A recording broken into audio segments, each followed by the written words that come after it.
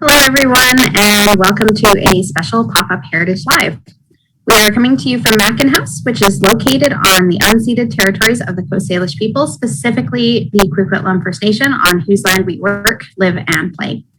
One of the most polarizing objects in our collection is our hair wreath made of human hair. People either love it or they hate it.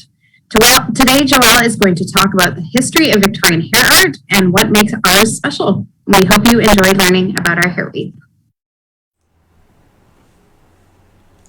Hello everybody, as Abby said, my name is Joelle and I'll be talking to you a little bit about our hair wreath that we have on location here at Mackin House.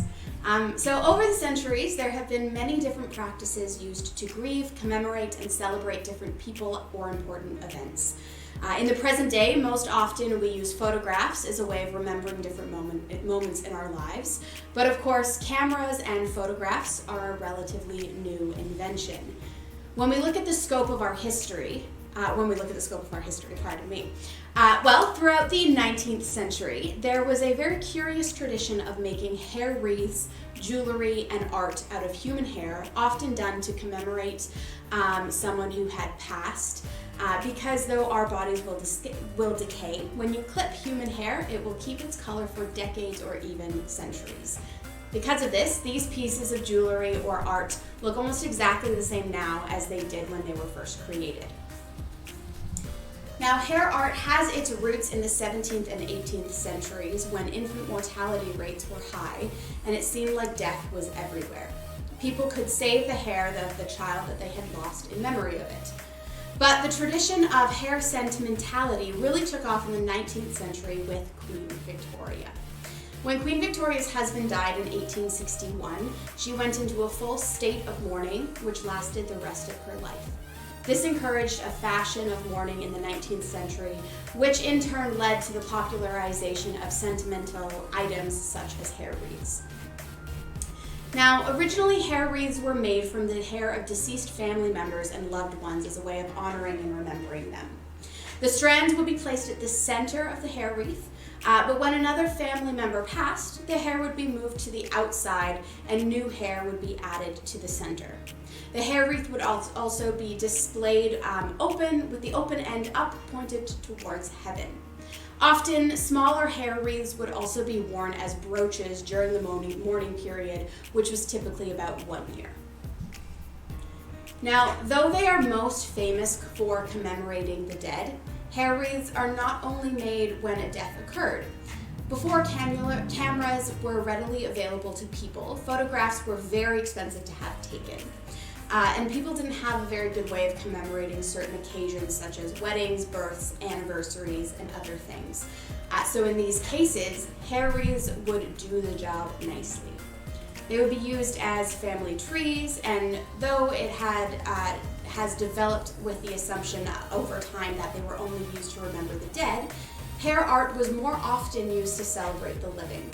Young girls would make scrapbooks, which included hair of their schoolmates, and valentines were created with a few strands of the giver's hair as a sign of affection. Jewelry was also made out of locks paired with ribbons and jewels, or locks of hair could be stored in containers or necklaces that were worn close to the heart. This was a very intimate thing to do, as it indicated that you always had a piece of hair, or a piece of that person close to your heart.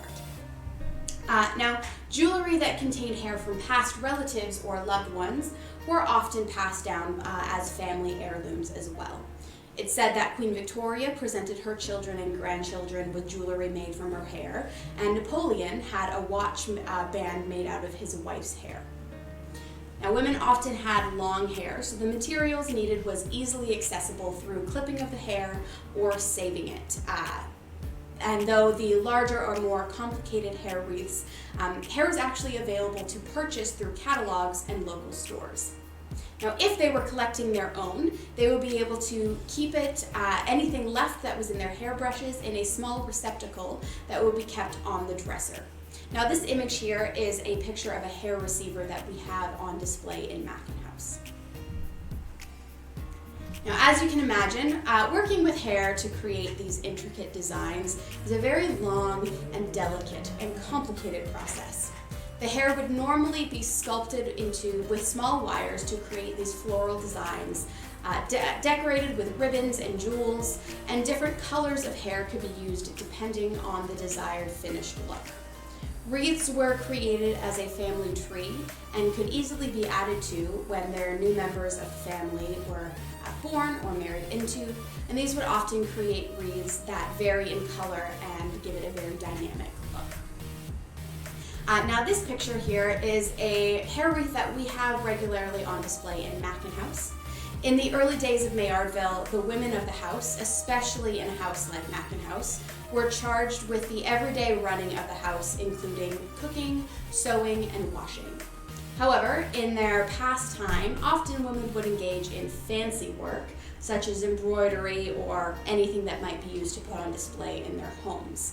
One of these fancy work pastimes was creating this hair wreath. So this hair wreath was not created to grieve the loss of someone, but was rather created to act like a family tree. Now I have it on display here as well, so you can see the hair wreath that we have. Now this was made by 3 generations of women, the Gamache family, that was started in 1905. Now one member of this family, Renee, he came to Maillardville in 1926 when he was 13, and he went to work at Fraser Mills. A lock of his hair is in this wreath, along with some hair from his siblings and parents.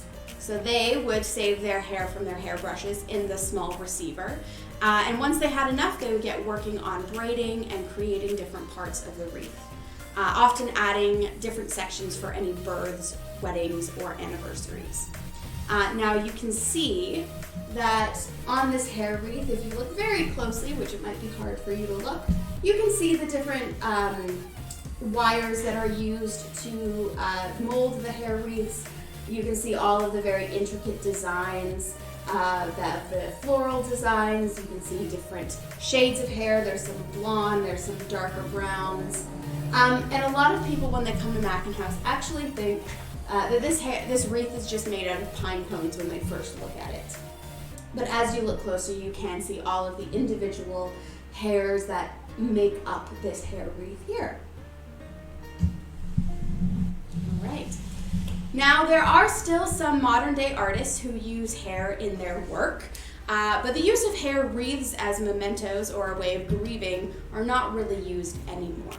There's pretty much an abrupt stop to that once World War I started. It demanded that everyone give its attention to such a degree that the popularity of mourning and sentimentality in this way declined exponentially. Nevertheless, still to this day, you can look at the intricate designs and careful braiding and know the level of craftsmanship and intimacy that went into creating each one. So that concludes our small little pop-up Heritage Live. I don't know if there are any questions that have been in the chat or anything that people have. If there are, we can answer those now. Awesome. Looks like there's no questions right now, but if you do have any questions about our hair wreath, feel free to comment, and if you want to come and see it in person, feel free to visit us here at Mackin House. Thank you so much for joining us today.